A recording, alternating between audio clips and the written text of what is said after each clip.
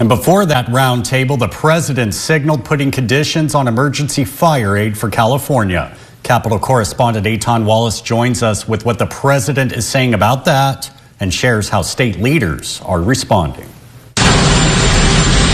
President Donald Trump and California Governor Gavin Newsom warmly embracing each other as the president arrived in Los Angeles for his trip to get an up-close view of the devastation left behind by the fires. I appreciate the governor coming out and meeting me, Devin. The political foes in this moment appearing to put their differences aside. We'll get it worked out, okay? I appreciate it, Mr. President. Thank you, Governor. Thank you very much. During his remarks, Trump brought up the need for federal assistance for California. They're going to need a lot of federal help.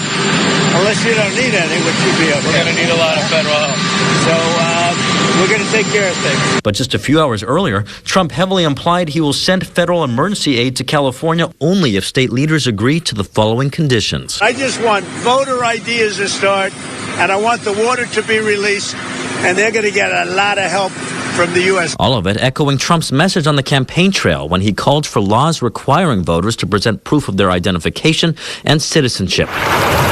As for California's water policies, all the farmland that's barren and dry, they artificially stop the water from going onto the land. Governor Gavin Newsom on Thursday pushing back on that claim. It's very damaging when people believe such misinformation, and I don't mean it in a malign sense. Maybe the president just doesn't know that there's not a spigot that can be turned to solve all the water problems that he alleges exist. The governor's press office then shared this on social media. Quote, conditioning aid for American citizens is wrong.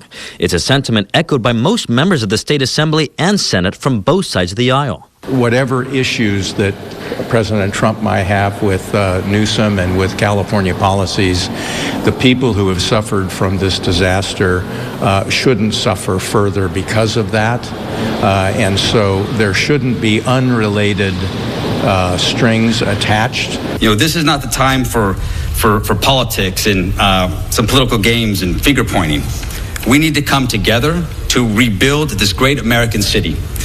And I urge President Trump to provide federal dollars quickly without conditions. But San Diego GOP Assembly member Carl DeMaio feels differently. He sent Republican congressional leaders this letter urging them to condition aid to California on more brush management, water management, insurance reform, utility management, and firefighter staffing. We've heard from some of your colleagues, Democrats, Republicans, he says no conditions, just get the aid to the people who need it most. No. I actually think that is absolutely the wrong direction.